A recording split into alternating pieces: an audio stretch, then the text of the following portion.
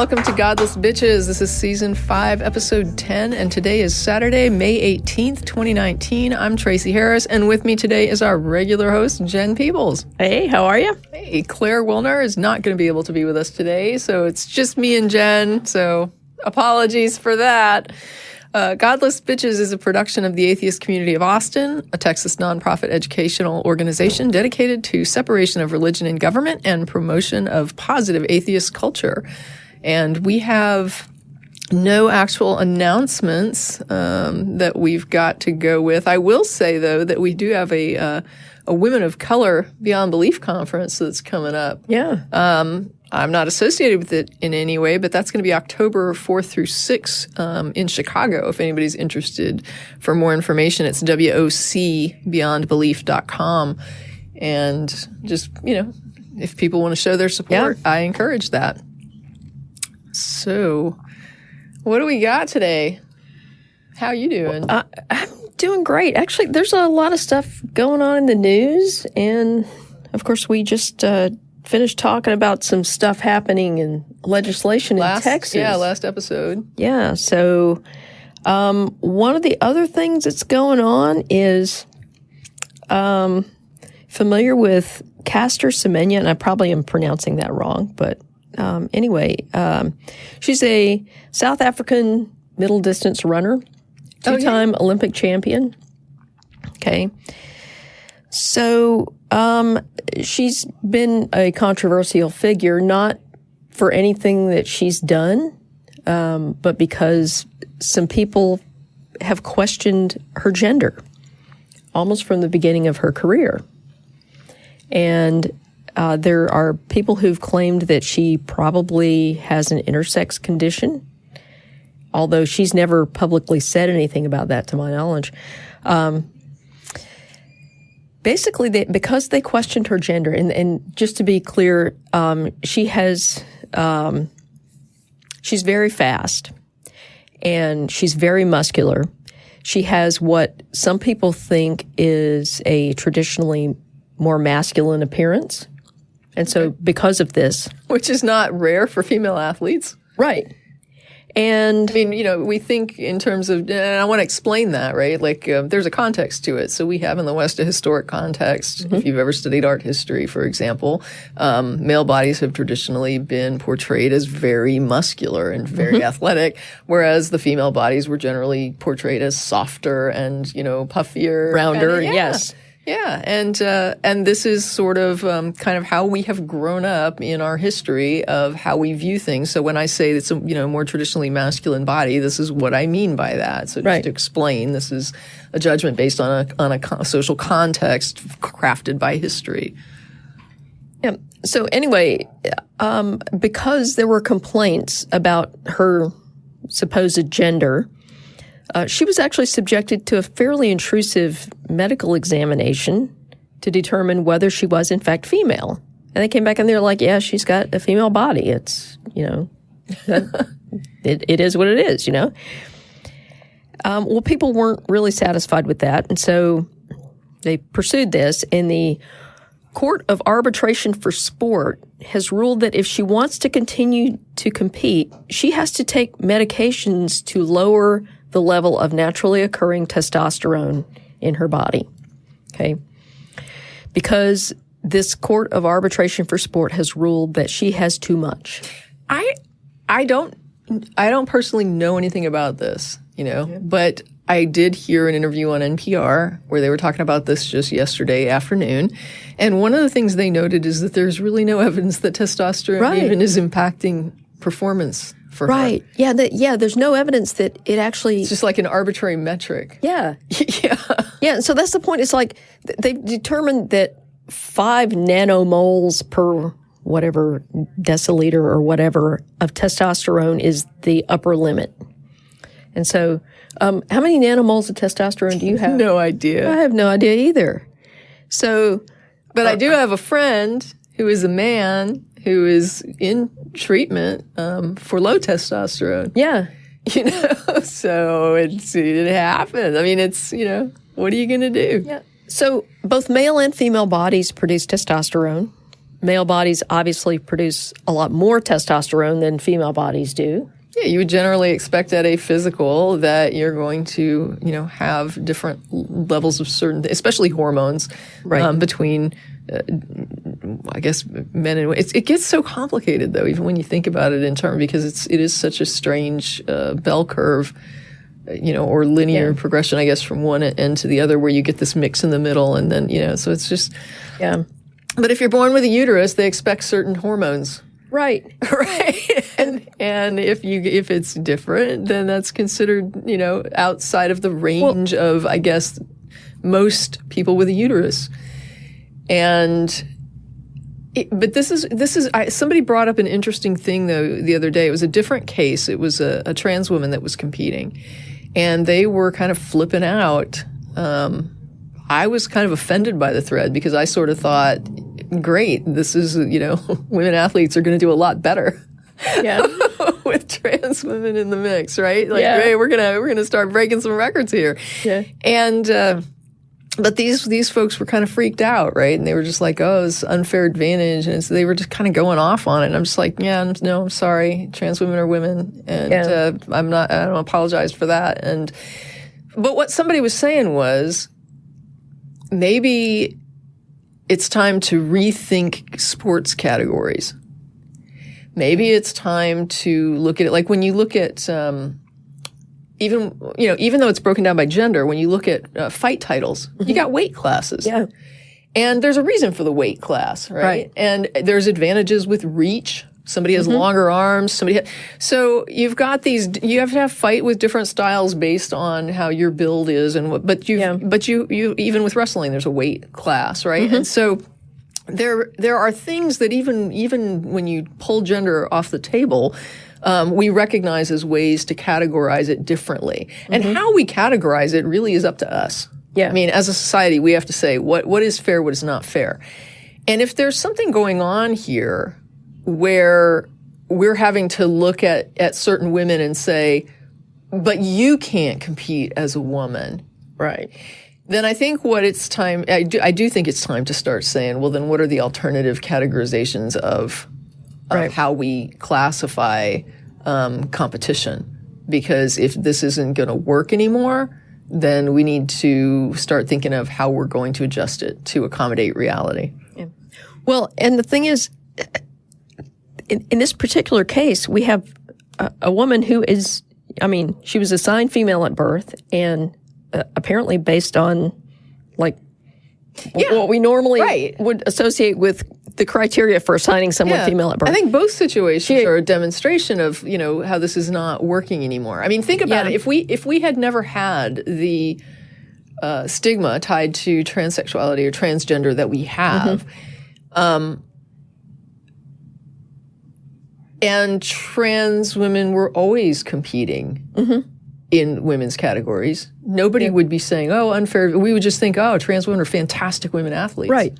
I mean, that would be the interpretation of it. Yeah. It's just the fact that we haven't had it that way before that makes us look at it and say, well, this is different. This is wrong. This is an advantage. And it's like, it wouldn't be any of those things if we recognized trans people according to the gender that they identify. Well, and it's a certain brand of misogyny at work here, because no one does, I guess they do some tests on men to determine if their testosterone range is like off the charts or whatever, and it's an indication that they're using some banned substance to increase that.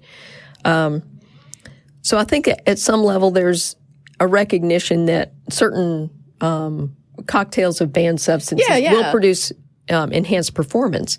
But I don't think people should be doping. Right. But, within what's considered the normal range for men, which is much, much higher than what women produce, okay? Within that normal range, no one's saying, oh, well, this guy naturally produces testosterone at the upper end, so we should require him to take drugs to lower his testosterone Right, because he has to this the weird like the weight classes. They don't have like testosterone classes. Right. Right. If they want to do that, first of all, they need to figure out if that actually is an advantage. Right. And then if it is, then let's go ahead and roll that out, right? Like I'm big on I have this thing where it's like this weird side thing with driving while drunk, right? And I'm just like, they need to have a reaction time test. And that needs to be what we roll out, because that's what it is we're trying to judge, is reaction times. Right. And right now, that's not what they're looking for. Right. Because being sleep deprived will make you as bad a driver as someone who's impaired from and sleep alcohol. deprived doesn't go away. Right. It's not like I was looking at my cell phone, that's why I was driving back. I'll put my cell phone away, officer. Sleep deprived is you're going to put me back on the road, and I'm still not safe. Yeah. Yeah. So, again, we don't know that this actually even confers an advantage. Right. But this is like so one of the things I made a point of on a Facebook page when I posted an article about this is that when you're talking about world-class athletes, almost all world-class athletes are to some extent freaks of nature. Okay. Yeah, like you got the basketball players that are, 7.5 feet tall. How many people are 7.5 feet tall? Yeah, I mean, average height guys, you don't see a lot of them playing in the NBA. Yeah, it's not impossible, but it's rare, not the norm. Yeah, and okay, we understand why. Yeah, and so so she has this genetic anomaly or variation. She's a little outside the range of what most women are. Yeah, and that's it. But she's still. And so the other thing that's important to recognize is that genes confer only potential. They don't change anything about how you're trained, how you're prepared, your commitment to the sport, or anything like that. So if she had grown up with this genetic variation and had never tried her hand at middle distance running. Let's say she decided to take up golf or baking, or whatever. It's like, I'm going to be a chef. But just kind of just keep it in the realm of like a competitive sport. If she were a professional golfer, no one would be saying, "Oh, she's got too much testosterone. We don't want to compete with her." Or maybe they would. I don't know. But again, there's no evidence that this actually makes a difference when it comes to this level of competition, where almost everyone is a freak of nature in some way. But the thing is, let's say she dominates the sport during her career as a runner. Then you have a woman who dominated the sport, who set all kinds of records, and that's awesome. Yeah. That's not just awesome for her, that's awesome for all women. And it's almost like, when Michael Jordan was playing basketball, at a certain point, you just got to say, if you're a good basketball player and you were born during the era of Michael Jordan, I'm sorry you got overshadowed, right? But it's just like, this was the prodigy of the sport. Right. And you have, just like if somebody's a musical prodigy. Yeah. You don't say, something's weird about that kid, though, so that kid can't compete. We're not going to let them do recitals because they won't let the other kids have it. The whole thing is it's supposed to be, I just can't wrap my brain around locking somebody out of it because they'll do too well. Right. In an event that is supposed to be all about the extreme limits of human performance in that sport. Yeah. And what's really disturbing is this idea that, you've got so many people that want to promote this idea that, like, oh, if you have a uterus, then you're a woman. And it's like, so here's this person who is, biologically fits that narrative, and they want to kick her out because of a testosterone level. And it's just like, really?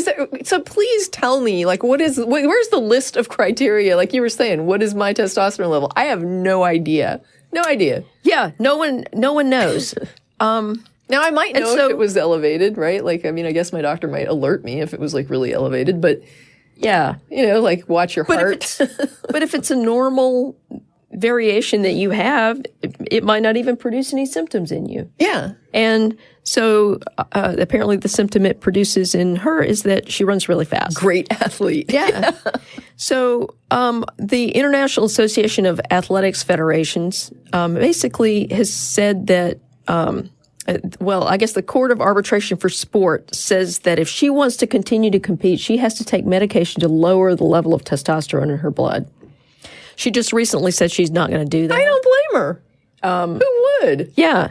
And the International Association of Athletics Federations admitted that the decision was discriminatory, but it said that this is necessary, reasonable, and proportionate in order to preserve the integrity of female athletics. I disagree. Yeah, I don't agree either. It's like, wait a minute, you're preventing a woman athlete from competing in women's athletics because you think she's too good. Yeah. Yeah. I don't care why she's too, like you said, she's not cheating. She's not getting some kind of We're going to injections. preserve the integrity of the sport by discriminating against this one woman who's really good at it. Yeah. You know, And it reminds me of, there was a woman that swam, and I can't remember if it was just an event or if it was just something that she did, but she swam through like really freezing waters, you know, for like a long distance. And they were talking about how people that do this type of thing, you know, have these different kinds of bodies, like their fat distribution is different, and it helps them be able to do that, where somebody like me would probably just, you know, go hypothermic in 2 minutes.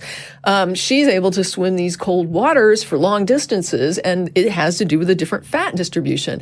But it would be ridiculous to say, okay, so anybody with that fat distribution can't compete, because, you know, you're basically ruling out all the best competitors. well, and that kind of brings up the next point here, is that Michael Phelps was a celebrated Olympian during his swimming career, okay? Well, turns out he's got some genetic anomalies that contributed to that. He's double jointed. His ankles bend about 15 degrees more than like a normal person. There you go. Which means basically the kick in certain strokes generates about 90% of the forward thrust in the water. And so his kick is even more powerful because he can move his ankles such that his feet become like a dolphin's flipper, which most people can't do. So he's got a much more powerful kick. His elbows are double jointed, which means his stroke for like a breaststroke or a butterfly, it's more powerful. He's got unusually long arms, which is helpful when you're swimming. But the big thing is that his body produces about half the lactic acid as a normal human being, which means he doesn't feel the effects of fatigue like we do. But nobody's saying, hey, ban him. You got to take extra lactic acid before you compete. You got to swim you're more not laps. You got to swim more laps in real. I mean, yeah, it's just, I mean, you're born lucky.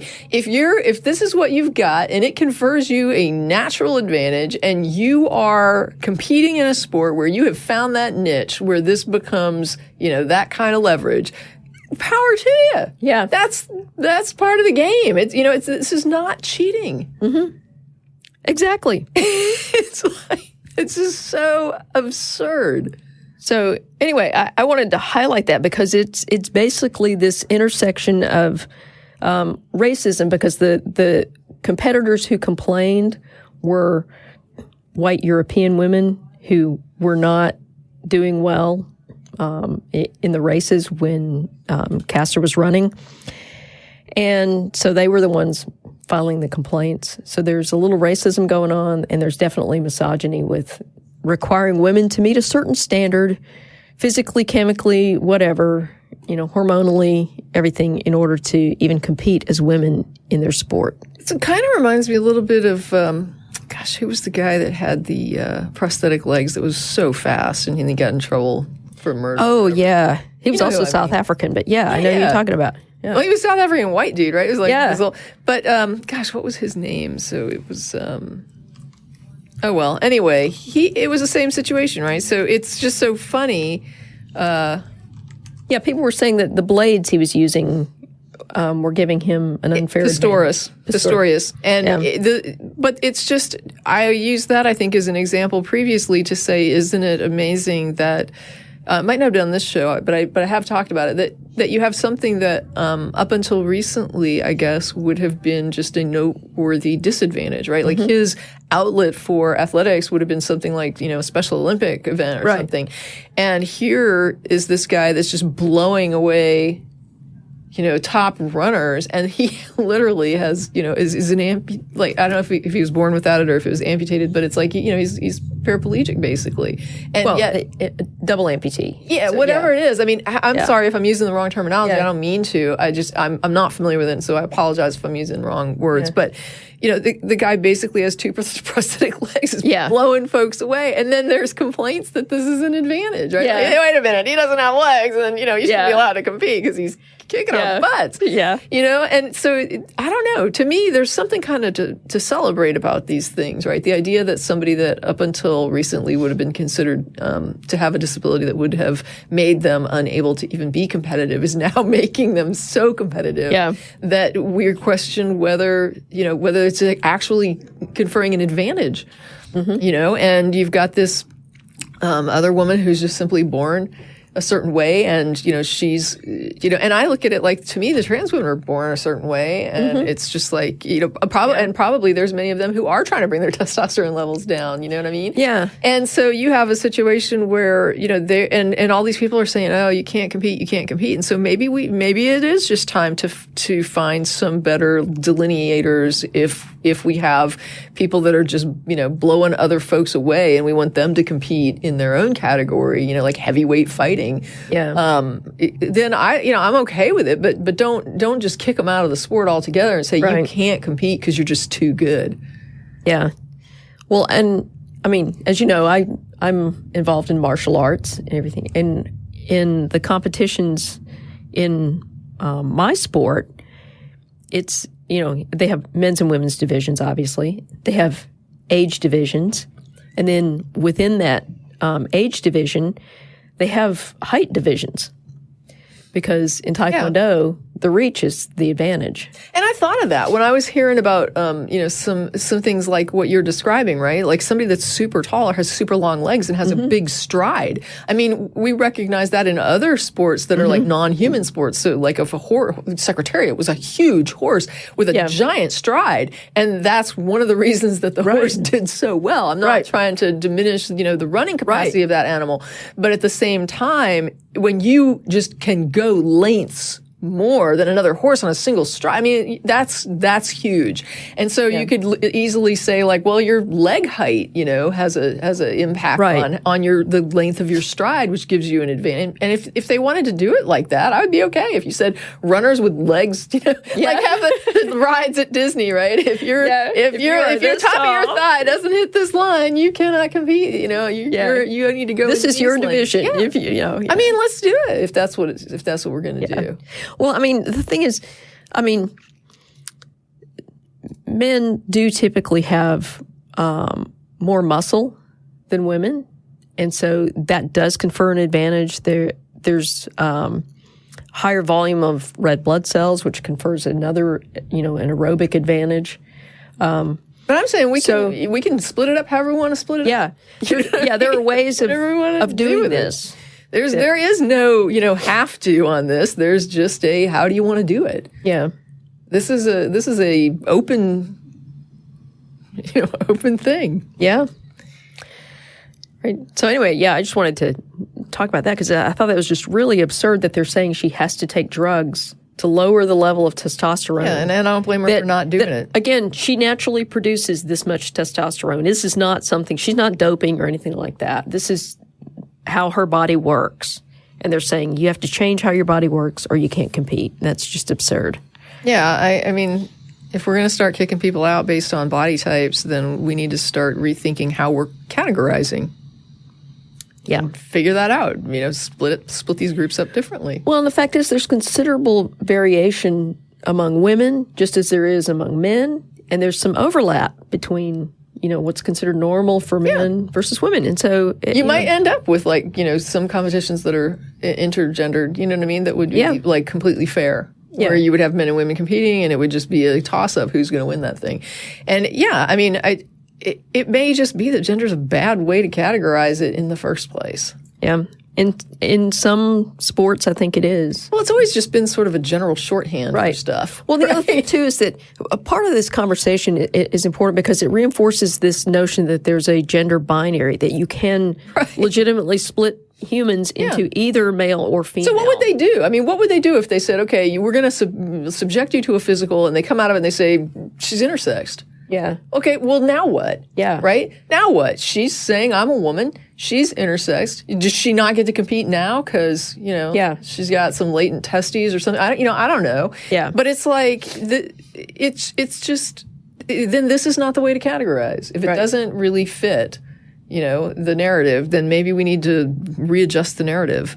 Yeah. Right. That just makes me so angry when people get all, whatever. Let them shine. Yeah. Well, and on that note about, adjusting the narrative and basically having a gender neutral standard, I'm happy to report that Sergeant First Class Janina Simmons just became the first black woman to pass Ranger School in the Army. Army Ranger. That's pretty good. So that's pretty cool. I'm scared of her. Yeah. You know what I mean? Yeah. And not because I think black people are threatening, but because an Army Ranger is intimidating. Yeah. Well, this is like actually, this is one of the toughest military schools out there. And it's 62 days, and she got through on the first attempt, which is pretty phenomenal. Yeah. This is one of those schools where, you can go through. I've known a lot of people that have gone through Ranger School, and a lot of them get injured. Well, a lot of people just don't make it. Just don't get out of it. I feel a need to clarify my comments so that it doesn't get misread. I just want to make the point that, there's a lot of people, we understand that there's implicit bias. And so I was kind of making a joke on how there's all kinds of studies showing that people are, intimidated sometimes when they get into these situations with race, especially when someone's black.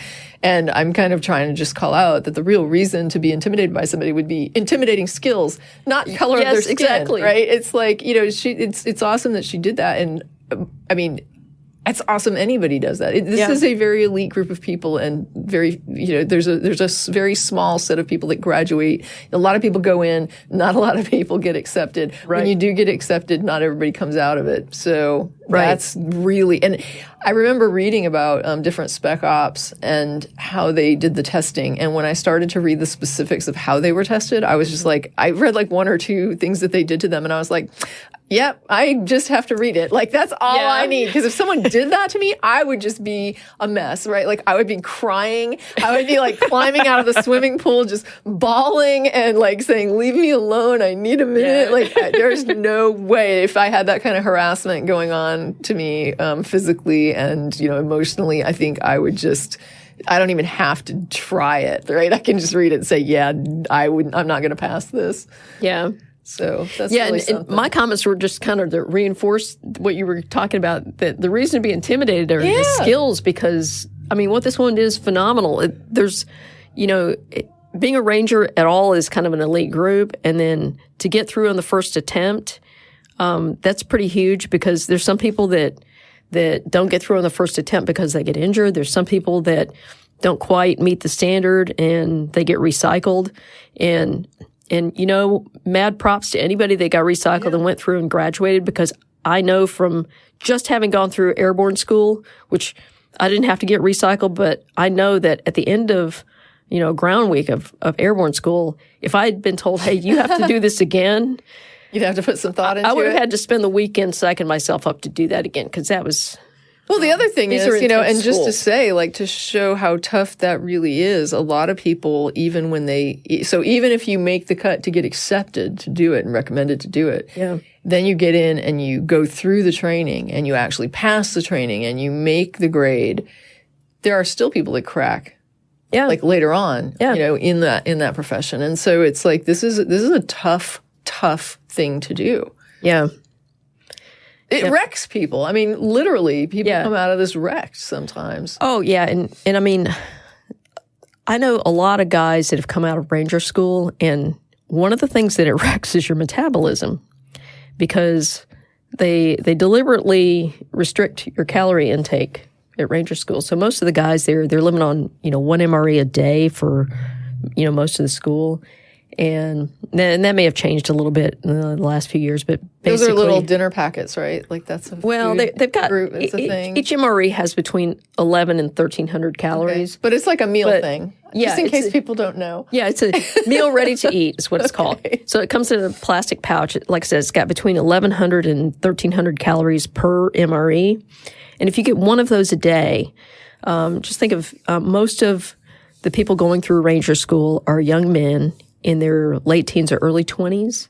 And these guys are going to be burning anywhere from, 4,000 or 5,000 up to maybe 7,000 calories a day, and they're only getting at most 1,300 out of these MREs. So they're going to lose weight fast. When I was in the Army Reserve, we would go to Fort Benning every year because I had instructors that basically took over some basic training classes down there. We go through the mess hall, and when the Rangers were coming through, as a courtesy, we all just stepped out of line and let them go first because those guys are hungry. And they would go through and load up their tray on as many calories as they can get, for those meals because they're only in garrison for about 24 hours and they have to reset and go back out again.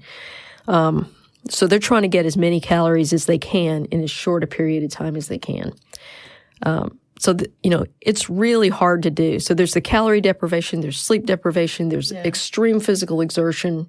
But even, I guess what I was talking about, though, is, there's people that come back from, tours as Rangers that, end up not making it. And it's, kind of a shame. There's people that end up not being able to go on or ending up in really bad situations because they just mentally, even though they made it through and were deemed, worthy to go through, forward with this. Something about it just still cracked them later on. And it's rough. So, power to her and wish her luck, and much success in her career.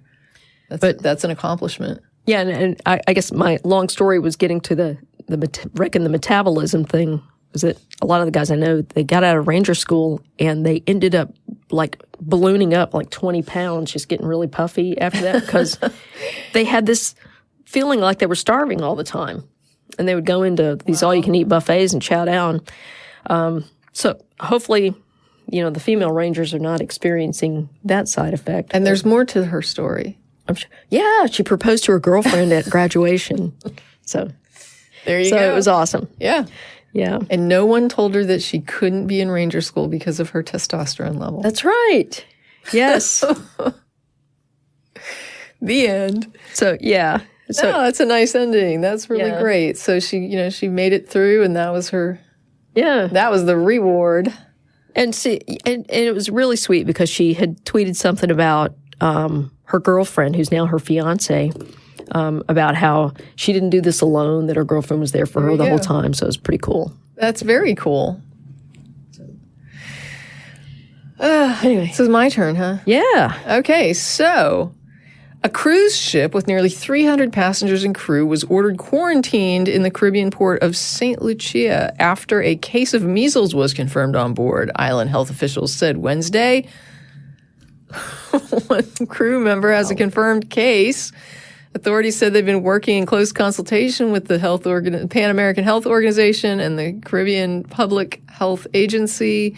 The ship was quarantined since Monday. This article date was May 1. I don't know if they're still out there, but it turns out that the ship is associated with Scientology. So apparently this was some kind of Scientology cruise. And, just fun times, fun anti-vax stories, right? End up on a ship full of people stuck out at sea because no one wants to let you land. Yeah. For spreading a vaccine-preventable disease. And by the way, the vaccine has been around since the, 1960s?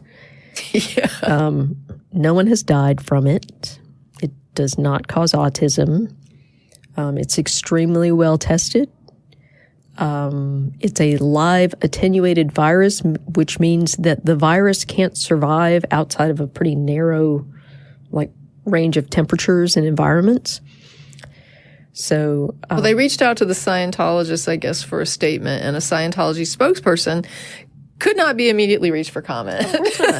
So we have no response. We got nothing to say here. So you mean the Scientologists have something in common with some other, weird anti-scientific groups out there? Oh, it ends on a even scarier note. Southern California health officials have asked fans of blockbuster movie Avengers Endgame to check their ticket stubs. Yeah. That's because a California woman in her 20s with a confirmed case of measles went to see the superhero movie at the AMC in Fullerton. Anyone who was at the theater between 11 p.m. Thursday to 4 a.m. on Friday is urged to get a screening. Now, to be fair to some of these folks, you can be walking around with it and think that you're sick but not badly sick. I did hear at least one case where somebody had it and they got on a plane, but they didn't realize they had measles. Right. But still, it would be good if you did things to not get measles. Right? Yeah, especially since there's a really safe, effective vaccine out there. Yeah, and if somebody's at risk and can't be vaccinated and they're on the plane with you or they're in the theater with you or on that cruise with you, it could be very bad for them. So yeah, it's like, folks, people travel places with their children. Yeah. And some of those children are going to be, under 1 year old. Yeah. And they will be at risk of contracting measles. Older people, Yeah. Or if my brother, who is immune compromised because of cancer treatment, if he's on the plane with you and you're carrying measles, guess what? You could transmit measles to him even though he's been vaccinated. And the thing about measles, I was going to say the cool thing, it's kind of cool in a scientific sense, but it's really devastating for humans, is that measles, in particular, wipes out your immune system's memory of having been immune to other diseases. So if you had chicken pox as a kid and mumps, and now you get measles as an adult, your body might forget that it's ever had chicken pox and mumps. Oh, and I remember. Those again. We talked about this on a past episode. I remember being frightened then, just like I am now, because that's scary stuff. Yeah. And so what they noticed was that when measles vaccine was released in communities all over the world, they noticed that childhood mortality from all diseases plummeted. And it's because the measles has a really strange, unique effect on people's immune system. It's not a benign childhood disease. You can die from the measles itself, or you could die from another infection that comes after the fact. Yeah, and isn't that the thing with shingles? Yeah, shingles is chicken pox. Which is horrible. I mean, I knew somebody that had that, and that was completely awful. Yeah. And there are people who are saying that you get shingles from getting chickenpox vaccine. That is incorrect. If you get the chickenpox vaccine, you will not get shingles, because shingles is actually the chickenpox virus that lies dormant in the base of your spine and gets reactivated later in life. So if you've never had chickenpox... Okay, so it's chickenpox that does shingles, not measles. See, not measles. I learned something, or was reminded of something, because I'm pretty sure I knew this at one time, but I've forgotten. So it's good to get the refresher.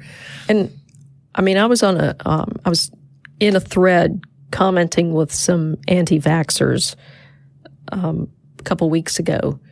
One of them said something that it is so absurd, and it reminds me of just. Last episode we talked to someone from the Texas Freedom Network, and they're active in science curriculum and things like that, and preventing anti-scientific views from making it into the mainstream. And it's so important because one of the things that happens when people go to Google University to get their education about stuff like vaccinations is they make statements like this. This guy was claiming that when you get a vaccination that you will shed the virus. So that was one of the theories, this viral shedding from the MMR. Okay, so the measles vaccine does not shed. It's theoretically possible, but there's literally no evidence that this has ever happened. And even if it did shed, it can't cause disease because, again, it's an attenuated virus, so at most it's going to cause immunity to measles if somebody's going to shed it. But someone popped up and said, well, you shouldn't get your kid the DTaP vaccination, that's the one for diphtheria, tetanus, and pertussis, because people have gotten pertussis from viral shedding from that vaccine. So, first of all, that's a killed virus vaccine. So there's literally no, or it's not even actually a viral vaccine. Okay, okay. It uses diphtheria toxoid, tetanus toxoid, and an acellular pertussis, which means there are not even any whole cells of pertussis in the vaccine. It's just parts of the coating, and it's not even a virus. It's a bacterium. Oh, man. So, there's nothing to shed. So you cannot get pertussis from the vaccine. And it doesn't shed a virus because it's not a virus. So if you're shedding a virus from the DTaP, it's not anything in that vaccine. It's so funny, though, because it's like all conspiracy theories, right? Where you say, like you're talking and I'm sitting here thinking, okay, and the takeaway from this is that if you want to understand vaccines, ask a medical professional. Yes. And yet, that's part of the conspiracy, right? Is right. that they're all in on it, too, and they're out to kill us. Yeah, because it buys their Mercedes.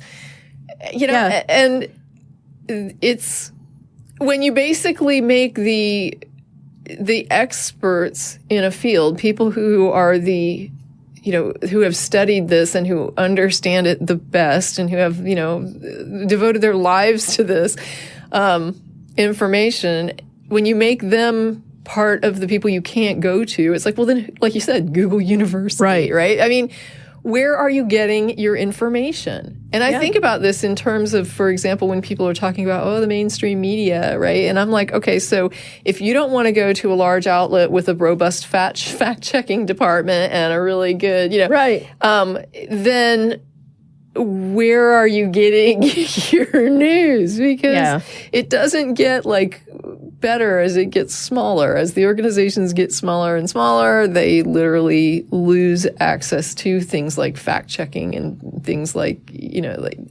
copyright and legal to make sure that what they're publishing is up to par as far as, is this slander, is this libel, is this well founded. They're going to have the best sources. They're going to have, just way more vetting potential. And when you start cutting them out of the equation and saying, well, they can't be trusted, then you're heading toward Alex Jones and InfoWars, right? I mean, this is where you're going. And there's this claim that the reason, doctors and pharmaceutical companies are promoting vaccines is because they're making billions of dollars off of this. There's not a lot of money in vaccines. That's one of the reasons we created the Vaccine Injury Compensation Court, because if you don't protect vaccine manufacturers from litigation, especially from sometimes dubious claims, then there's no financial incentive for them to make the vaccines, which we need to protect public health. And there's not a lot of money in it. There's just no profit margin in vaccines. So in order to convince pharmaceutical companies to continue manufacturing vaccines, the U.S. government created the Vaccine Injury Compensation Court, which operates under a very loose definition of injury. And all you have to do to prevail in that court is basically articulate a plausible mechanism by which the vaccine could have caused an injury. You don't actually have to provide proof that it was the vaccine that produced whatever negative outcome. So, it's basically designed to take care of people who can articulate just a plausible mechanism for injury. And so it's a very, very low standard. But anti-vaxxers cite this as proof that vaccines cause all these injuries.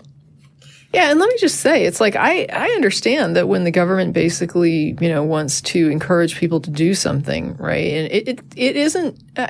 It's not minor for a government to say, you have to vaccinate your kid, or this is a requirement, or it is really, because you are making people do something, and as minor as it might be, there is risk involved, and so this is a thing where I do think we have to take seriously, real claims of harm. If there's a legit claim of harm, if somebody gets harmed from this, if somebody has it administered incorrectly, if there's something wrong with a batch, if there's, if anything goes wrong, if the kid has a bad reaction to it, it's like when you're basically telling people they have to do it, you do have to own, you have to take ownership of the things that go wrong, and you shouldn't be telling people to do it if there's a lot of things that go wrong with it. Right. If we're going to tell people that they have to do a thing, it should be as safe as it can be. Right. And, relatively reasonably safe.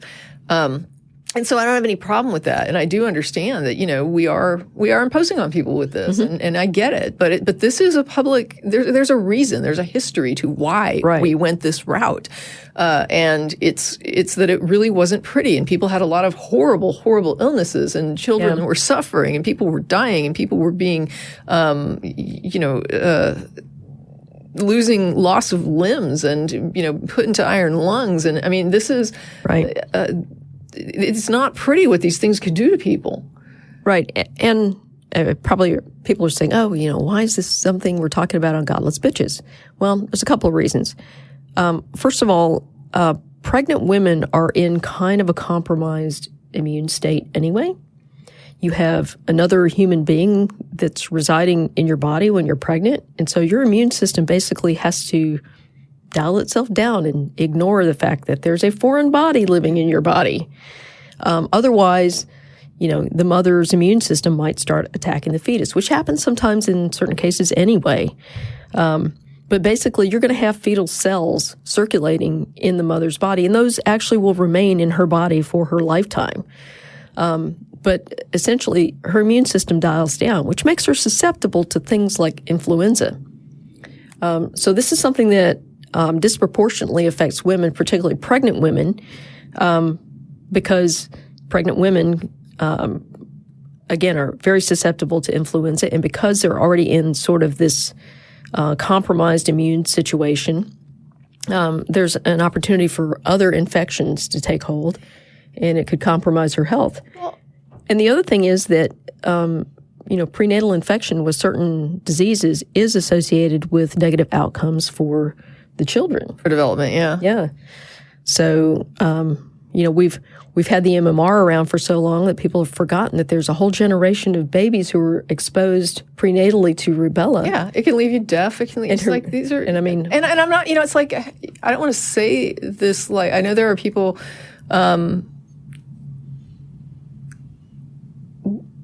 that live, I know that there are people who are deaf who are just like, hey, this is who I am, just like we were talking about the bodies earlier. But you do have a situation where somebody, was not going to be this way. They are going to be this way now.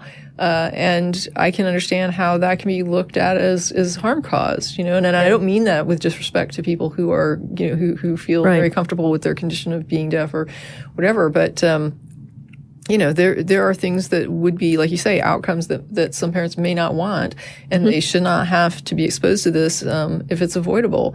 Right. And I want to also mention, though, that when we relaunched Godless Bitches, one of the things that I remember asking for was that we do the show with a focus on social justice through a feminist perspective. I was like, well, let's not. I felt like there were so many more issues going on, especially at the time we relaunched. I was like, for example, am very fearful of where we're going in a racial direction. Like, I did not like that at all.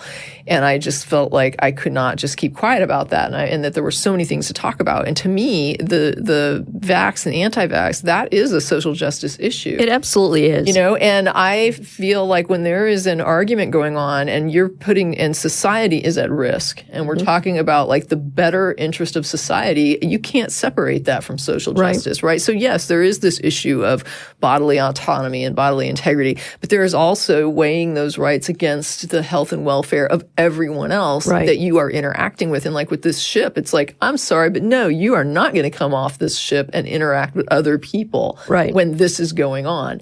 And there's a reason that they quarantine, right? And you don't want because it will come and affect other people. It's not just like you can let them off the boat and it's not going to impact anybody else. And so there's a demonstrable impact on other people to this. Right. And this is why, to me, this is an issue about social justice. Well, yeah. And it's like, if an adult walks in and says, look, I don't really believe in tetanus shots and I'm not going to have one. I'd be like, fine, whatever. I can't get tetanus from you. I'm going to keep mine up to date because I don't want to get that. But if you don't want to get tetanus shots, that's fine. But measles is a whole nother thing because that impacts everybody around you. Yeah, and their kids, and their it's like, come on. But this conversation also reminds me of the I guess, fury around the HPV vaccine when it first came out. And this idea that, you have this vaccine against human papillomavirus, which was really one of the first anti-cancer viruses or vaccines that we had. And people were saying, oh, but you're going to encourage sexual behavior in young women. It's like, no, we're going to make it safer. Yeah, we're going to discourage contraction of a virus that can later lead to cancer in these young people. And so now there's strong evidence that the vaccination, this is a UK study that was published recently, that basically the vaccination has pretty much eliminated cervical, or like precancerous conditions in young women. It's been phenomenally effective. And that's actually with a less than optimal vaccination rate. So, once they get the vaccination rates up to where they want them to be, we could basically be on the brink of completely eliminating almost all cases of cervical cancer, which is just a phenomenal thing. And it has benefits for boys, too. Right. Because boys also get human papillomavirus. And in fact, my eye doctor from several years actually died from, he actually had, he developed throat cancer, and it was an HPV-related throat cancer. Wow. He actually survived the chemo. One of the side effects of chemo is a risk of blood clots and heart attacks. Oh, he actually died of a heart attack following the chemo. Wow, that's a chain of events. But his message while he was going through chemo was, get your son vaccinated. You don't ever want anybody to go through this. So this is a vaccination that's available to both boys and girls before they become sexually active, but you can also vaccinate later. And, you should get it. Yeah. Why not? It's not dangerous, and everybody benefits from it. All right. So let's see. I did have one that related to a prior guest we had on, right? So apparently, United Methodists across the U.S. have protested a global denomination's crackdown on LGBTQ members in all kinds of ways. A group of teens in a confirmation class at a historic United Methodist church in the Midwest has taken the unprecedented step of refusing to join the church. So 8 teenagers, 13 and 14, who make up this year's confirmation class at First United Methodist Church in Omaha, Nebraska, stood before the congregation on Confirmation Sunday, which was April 28th, and read a letter saying they do not want to become members at this time. The teens said they took their stand on principle because they believed the denomination's vote to uphold and strengthen its ban on LGBTQ ordination and marriage was immoral and unjust. Quote, we are concerned that if we join at this time, we will be sending a message that we approve of this decision, the confirmation class wrote. It just, my heart swells for these 13 and 14-year-olds who are basically telling the adults, we really don't want to send the wrong message, which we would be doing if we signed on to what you're doing. And it's just a little shame on you, parents, shame on you, older members. For what you're doing here. It is bigotry and it is discrimination and, good for these young people for pointing it out. Yeah. Pointing out the obvious.